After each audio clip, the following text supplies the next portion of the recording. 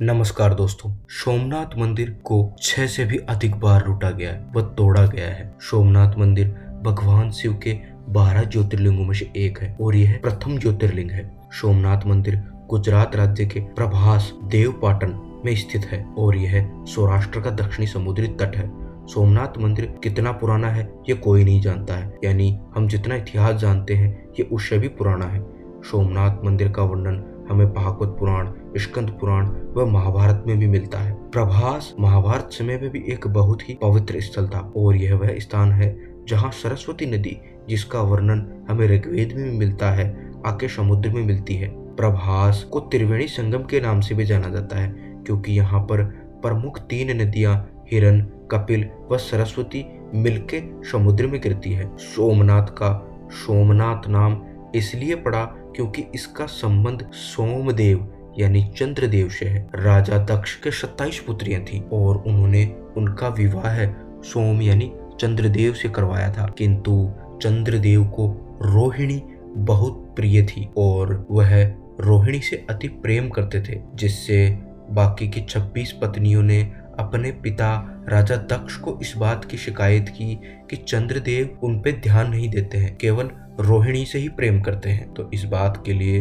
राजा दक्ष चंद्रदेव को समझाते हैं, किंतु चंद्रदेव उनकी बातों को नजरअंदाज करते हुए वापस रोहिणी के पास ही चले जाते हैं। जब ये बात बाकी 26 पत्नियां अपने पिता को बतलाती है तो इससे नाराज होकर राजा दक्ष उनको श्राप देते हुए कहते हैं कि तुम नष्ट हो जाओगे, और इस प्रकार धीरे धीरे चंद्रमा नष्ट होने लग गए। उन्होंने इस श्राप के निवारण के लिए बहुत सारे तप किए, बहुत सारी औषधियों का इस्तेमाल किया, किंतु उनका उस पर कोई असर नहीं हुआ। अंत में उन्होंने राजा दक्ष से क्षमा याचना की, वो श्राप वापस लेने को कहा। तो राजा दक्ष ने उनको एक शर्त रखी कि वो सभी पत्नियों के साथ समान व्यवहार करेंगे, वह इस प्रभास तीर्थ में स्नान करेंगे, वह भगवान शिव की उपासना करेंगे, जिससे वो महीने के आधे दिन तो नष्ट होंगे किंतु बाकी के आधे दिन पूर्ण हो जाएंगे, जिससे आज पूर्णिमा व अमावस होती है। प्रभास महाभारत काल में एक पवित्र स्थान था। यहाँ पर बहुत से ऋषि व मुनि एकत्रित होते थे। यह स्थान सूर्य व इंद्र के लिए भी अति प्रिय स्थल है। इस स्थान पर समुद्री स्नान करने वाले मनुष्यों के सारे पाप नष्ट हो जाते हैं, वह स्वर्ग को प्राप्त करते हैं। भगवान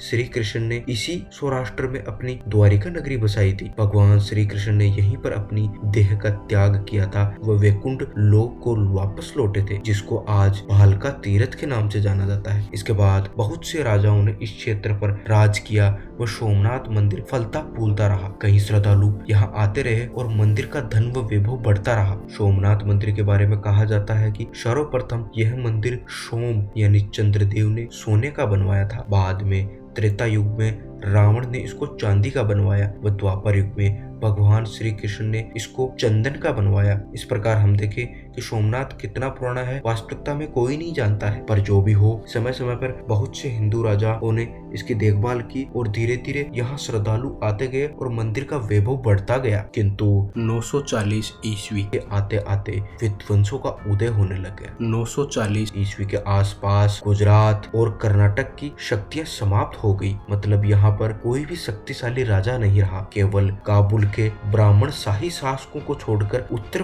पश्चिमी सीमा पूरी असुरक्षित हो गई और यहाँ के राजा केवल छोटी छोटी रियासतों में ही बटके रह गए। उधर अरब में 9वीं शताब्दी में खलीफाओं का साम्राज्य टूट गया और उनके पावरफुल सैनिकों ने अपने अपने राज्यों की तलाश शुरू कर दी। उन्हीं में से अलपतिगिन, जो एक गुलाम था, अपने मालिक को स्वतंत्र सरदार की मान्यता देने के लिए मजबूर किया। वह खुद को गजनी में स्थापित कर लिया और उसने भारत में आतंक फैलाना शुरू कर दिया। बाद में उसका सेनापति सुबुक्तिगिन सिंहासन पर बैठा। वह भी अपने मालिक की तरह भारतीय राजाओं के संघ को नष्ट करने के लिए जीतोड़ कोशिश करता रहा। जब सुबुक्तिगिन की मृत्यु हुई, उसका बेटा अबू ए कासिम महमूद यानी महमूद गजनी, और वह केवल खुरासान इलाके का गवर्नर था। वह 15 वर्ष की आयु में ही लड़ने में दक्ष था, किंतु सुबुक्तिगिनी ने महमूद के छोटे भाई इस्माइल को उत्तराधिकारी घोषित कर दिया। उसके बाद उन दोनों भाइयों में उत्तराधिकारी की लड़ाई हुई और तब महमूद गजनी ने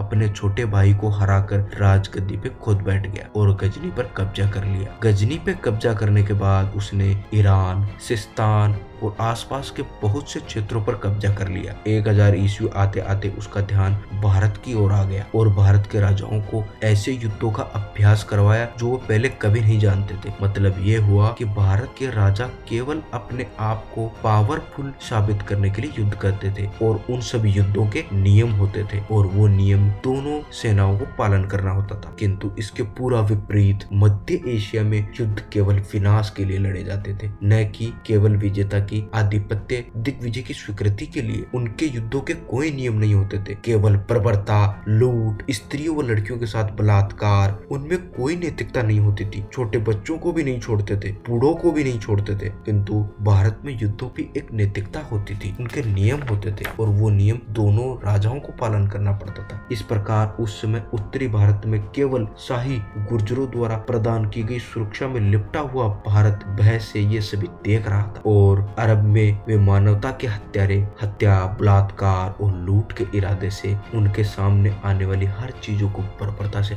नष्ट कर रहे थे। महमूद की इस अतृप्त महत्वाकांक्षा के प्रति भारत के राजाओं के प्रतिरोध की कहानियां अमर वीरता का एक उदाहरण है। एक बार अफगानिस्तान के राजा जयपाल ने महमूद के पिता को एक सख्त संदेश भेजा था। उन्होंने उसमें लिखा था कि आपने भारतीयों की वीरता के बारे में सुना है और अब और सुन लो। मुश्किलों में हम न तो मृत्यु और न ही विनाश से डरते हैं। हमारी कटारे सूरज की किरणों की तरह धारदार है। उस समय के भारत के आंतरिक झगड़ों की कहानी महज कपोल कल्पना है, क्योंकि जब 990 में राजा जयपाल का सुबुकतीन के साथ युद्ध हुआ तब दिल्ली व अजमेर के शासकों, कन्नौज के विजयपाल और धनगा चंदेल के राजाओं ने राजा जयपाल की मदद के लिए आदमी व धन भेजा था। किंतु जयपाल वो युद्ध हार गए और उनको सुबुकतिगनी को धन व 50 हाथी व सिंध के पश्चिम का प्रभुत्व छोड़कर संधि करनी पड़ी। 11 वर्षों के बाद 1001 ईस्वी में महमूद गजनी ने फिर से राजा जयपाल के राज्य पर हमला किया और उनको हराया व उनसे कर वसूली करी।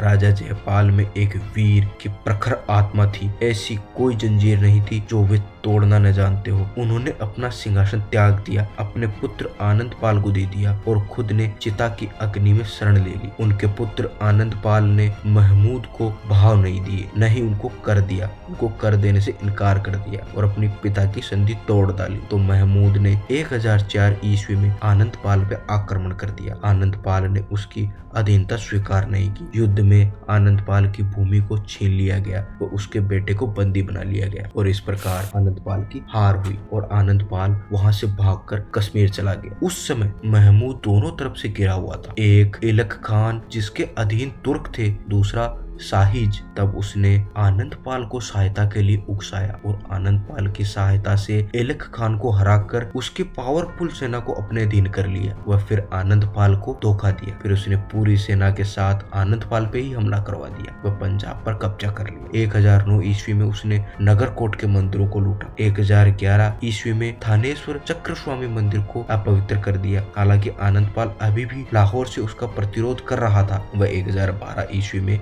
उसकी मृत्यु हो गई और उनके पुत्र त्रिलोचन पाल को उत्तराधिकारी बना दिया गया। महमूद ने अपने पिता व त्रिलोचन पाल के पिता से संधि के बावजूद उन पर आक्रमण कर दिया। युद्ध में खून की बाढ़ लाने वाला त्रिलोचन पाल कल्प के अंत में दुनिया को जलाने वाली आग को भड़काने वाले भगवान शिव के समान था। युद्ध में हजारों कवचधारी सैनिकों से लड़ने वाला यह राजकुमार अपने अनुभव से लड़ते लड़ते अपने चारों ओर से सैनिकों से घिरे होने के बावजूद भी अकेले ही उनसे बाहर निकल गया और वहां से दूर किसी अज्ञात स्थान में चला गया। और उसके बाद पूरे देश में टिड्डियों के समान इन भयंकर चांडालों का कब्जा हो गया। इस प्रकार शाही सत्ता चूर चूर हो गई और 8 वर्षों तक किसी अज्ञात स्थान से उन लोगों ने अमर विश्वास के साथ, जिनके लिए मृत्यु भी कोई पराजय नहीं लाती, महमूद के साथ लड़ते रहे। इस प्रकार क्रूर गजनबी के पिता व पुत्र को शाही सत्ता को अस्तित्व से मिटाने में 15 वर्ष से भी अधिक समय लगा था। इस पे अल-बरूनी ने अपना एक शोक गीत गाया। हिंदू शाही राजवंश अब विलुप्त हो गया है और पूरे घर में अब अस्तित्व का लेस मात्र भी अवशेष नहीं बचा है। हमें यह कहना चाहिए कि अपनी सारी भव्यता में वे वह करने की प्रबल इच्छा में कभी ढीले नहीं पड़े, जो अच्छा और सही है कि वे महान भावना और नेक व्यवहार वाले व्यक्ति थे। 1022 ईस्वी तक महमूद के आक्रमण वास्तव में 3 युद्ध थे। पहला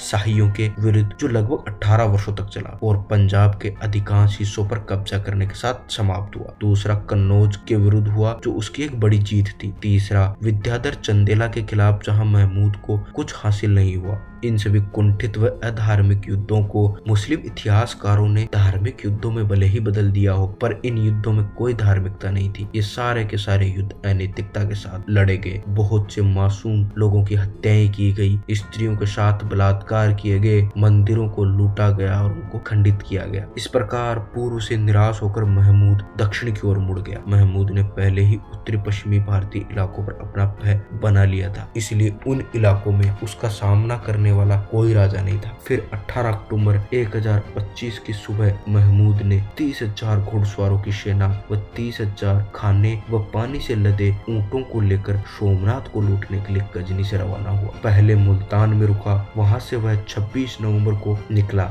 उसके बाद मुल्तान से आबू तक रेगिस्तान पार करता हुआ दिसंबर के अंत तक वह पाटन पहुंच गया। वहां मोटेरा में महमूद ने रास्ते में देलवाड़ा को लूटते हुए प्रभास पाटन की 6 जनवरी 1026 उसने सोमनाथ के किले पर कब्जा कर लिया। वहां पर रक्षकों ने अपनी वीरता से उनका सामना किया। वह शाम होते होते वापस शहर से बाहर खदेड़ दिया। फिर 8 जनवरी को भयानक युद्ध हुआ। 50,000 भारतीय योद्धाओं ने अपने प्रिय मंदिर की रक्षा के लिए अपने प्राणों को न्यौछावर कर दिया। महमूद ने किले पर कब्जा कर लिया और भक्ति से पवित्र किए गए मंदिर को नष्ट कर दिया। शिवलिंग के टुकड़े टुकड़े कर दिए, मंदिर को लूट लिया व जला दिया। कहते हैं कि सोमनाथ के मंदिर का शिवलिंग हवा में स्थित था। वास्तव में यह हम भारतीयों की वास्तुकला ही थी। बताते हैं कि सोमनाथ के मंदिर में इतने हीरे व जवाहरात लगे थे कि रात के समय में मात्र एक दीपक की रोशनी की चमक से ये सारे हीरे जगमगा उठते थे और यह मंदिर और भी भव्य हो जाता था। सोमनाथ मंदिर की रक्षा के लिए बहुत से लोग निहत्थे ही दौड़ पड़े थे और अपने प्राणों को न्यौछावर कर दिया था। उस समय महमूद गजनी ने 20 लाख दिनार के बराबर संपत्ति अकेले सोमनाथ से लूटी थी। शिवलिंग के टुकड़ों को गजनी भिजवा दिया, जहां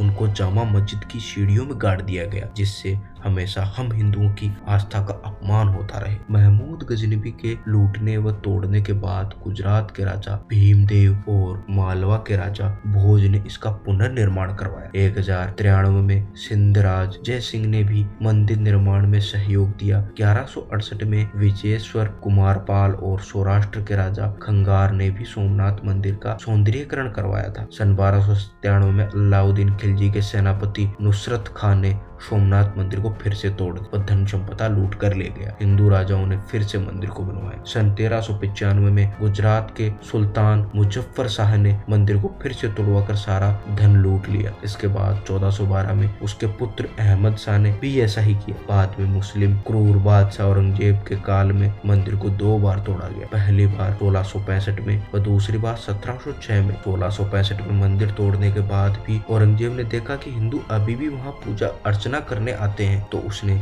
सेना की टुकड़ी भिजवाई व मासूम श्रद्धालुओं का कत्लेआम करवाया। जब भारत का यह हिस्सा मराठाओं के अधिकार में आया, तब 1783 में इंदौर की रानी अहिल्याबाई ने मूल मंदिर से कुछ दूरी पर पूजा अर्चना के लिए सोमनाथ महादेव का एक और मंदिर बनवाया। आज जो मंदिर है वो भारत की आजादी के बाद भारत के लौह पुरुष सरदार वल्लभ भाई पटेल ने बनवाया था। इस प्रकार 6 बार टूटने के बाद भी सोमनाथ का वैभव वैसा का वैसा ही है, किंतु इतना धन लूट ले जाने के बाद भी गजनी की आज क्या दशा रह गई है। ऐसी ही ऐतिहासिक जानकारियों के लिए हमारे साथ जुड़े रहिए। धन्यवाद।